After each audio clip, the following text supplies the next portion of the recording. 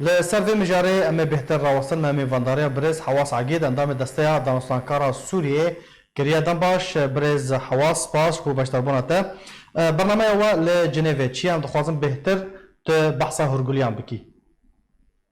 بله دنباش بگمان ایرو يعني هبون عمل بيدي قريدا بكوميتك بشگرتن مافين نتاو ولال اندري سوري دا شانداما آریکاریا ناوندا لیکولینا کردی اروپی کسن خرستیان و رخصنا سری آسوری جیه خاناب دادگره هر وها کسن ازدی جیه خاناب دادگره کسن الواره یاسایی دا پاسپور الواره یاسایی دا تبلن هر وها راگان بهتر تشته وقت بیجه کار سر دوه گریده دانستاندنامه دبشن کمیتا لجنه دستوری را بشه گریده اپوزیونی هر وها بشه گریده رخصنا جواکا سویل ام بکارن آریکار بن نزیکتیا نرینا پیشگرتنا نونرین نتوال هندره و کمیته دا و طیبت نونر انجمان اجتماعی کردی ام بکارن نرینا سر چه خالن گفتو گل سروری کرن هر وها جبری نهاب دمکی کارکی فرح هاتیه کرن به شرکاتیا کساتین سوری بش همون نتاوش همون اولا سر بنگاهاوی پروژه هاتیه پیکانی نرین اکسر سوریا پیشاروژه چه آوایی به چرانگی مافی مروفاتی دا جیب به مافی نتواتی دا جیب به پرسگریکن وقت بیجه گریدای مسائل قضایی و چاره سر به دستلات آوی بچرانگی به اف همیجی بنگه کار السر به اول آلیه دیتن نونرین ولاطه البيد جنيف حاضر چن نونرين يكي أوروبا نونري أمريكا نونري زيدي ولاطه كي وقت بيجي هفديتن بوارا تيكرن و پورگولی گفتگو بوارا تیکرن سر نرینا ما پیشاروژا سوری سر نرینا ما رنگ چاره سرکرنه سیاسی پیشاروژ آواکری به سر بنگاه سوريا ولاتا كي زيدي نتوى كي اولا كي الهندري بيدا مافي نتوي بان توال هندري بيدا بجارة سركرن و دستوراوي اعترافي بيبكي بزمان و كلتوري ومسألة وكاوي كي بجياني دا وكاوي كي بهر تشتي دا بيدا كرن يا ساين ناف دولتي ریا خواب بینید هندره دستورا سوری پیشاروژه ده اف همی وقت بیجه پورگلی تیگلی و دانستاندن سر بله دخوازن واجه آلین دیپلوماسیین که هنجویران بوان را پیک تینن دخوازن وا چنه و هر وا برسفین وان چنه دخواز ایمن بهتر یعنی نرینا ما ام بهتر دگینن و بگمان هون زانن یعنی اف کومیتن هاتیم پیکانین سه آلیانه آلی گریده به اپوزیونه و یان دسته دانستاندنه آلی گریده به UN بشک جه پیکانیه بشه سیب رژیمه و مخابن هر سی بجی اگم بدن بر هفش 45 کسا یک تنه حاضر نونرتیا انجمان گروپ بچوکده انجمان اجتماعی كردي وكيم نتوات كي ابناوي يان نتوين جداج غيني نتوا عربي الهندري سوري دا انو نرتيت كي تنين ونري انجمان اجتماعي كردي اجبروي كي يعني ام داخواز وقت بيجي آليك بيديتن جار سركرنا في برزگريكا هاي وبكاري زيدا بونا ريك بيديتن زيدا بونا نونرين نتوال هندري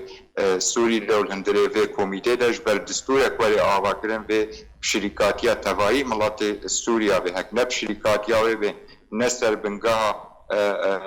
باوريا نتوا اولال هندري سوري دا فهم وگرينن بگمان آمده راحتي پیدا نبه و نکوکی و بردوام بن. اف یک عاد دوی مسئله گروپك پشگرتنه هبه مثلا مافین نتاو اولال هندره سوری ده و چاوا پشگرتنا جی کرنا مافی نتاوا وری کرن هندره ویده گور یاساین ناو دولتی اف دا خواز ایمه باوری مده حتی نها وقت بجه اف جارا ددوية وكم زان د جوات كوميتا دستوري چبونه حاضر بونه هردو جاراجي تيكلي بقلك ولا طارة وباسات دبلوماسية ما كرنا بأريني النرينة ما نرن دبينن سوريا بيشاروجي هك تشتيج بري تيدا سدامبون افشور شاه چیبو سدام بون ولا نوکهویک هبو الهندره ویده سدام بو آستنگی و سیاستا چوت و حق در حق ملت ویده و نتوین دی جدا تهات بقانین هک نه چاره سرکرن هندره دستوره ده بگمان و اف دستور نه جیه دلخوشیه و نه جیه داخوازه نه جواکا ناو دولتی به و نه داخوازه ملت سوری به هر وها بریار ناو دولتی درکتنا سر پرسا سوری هک امور خالا یکی یا 22 پنجی و 4 بنیرن بیجه آواکرنا پنجی و 4 بوره بیجه آواکرنا دستهلاته به نه سر بنگاه طافی ولی آواکرن هر وها تواهی به یعنی تواهی هم تو اول و ملاتین سوری جیه خاطر بینه لی رنگ نها ایرو کومیتا دستوری هی باوری مده او بریار هنکی هاتیه لی خستن حاجتا به چاره سرکرن جبر گروپا چوب ده کرد وقت نتواد دویل هندره سوری ده تنی یک اندام هیا 45 سریان و آشوری وقت نتو تیدا خنابینن الگروپا بچوک ده ازدی نینن نل گروپا بچوک نل گروپا مازن ده هر وها هنک نتوین دیجی جبرویه که وی چاره سرکرین جوی پرسگری کره برانگه کی شرنگا بیدیتن حتی خلق تفحه ببینن شریک پیکانینا دستورا سوری آپیش روش. بله پلان کاری و جبو بهتر هون کمیته دستوری هم بوارا به کمیته دستوری ببن آلیکار و پیشگر پلان و چنه؟ پلان ما دیاره وقت مگوت نخشریک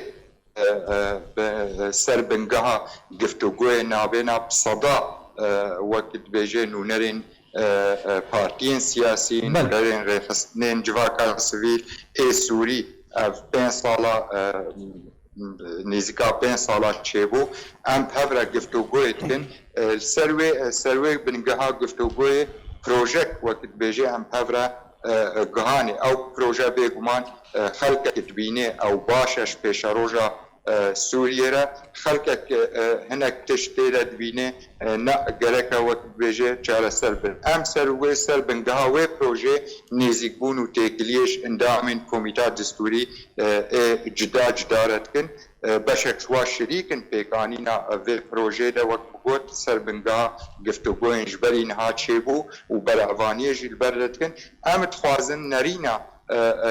نزیکی نرینن و اندام کمیته حتی آستکی نزیکی هر بکن نونرین انجمان اجتماعی کردی الویده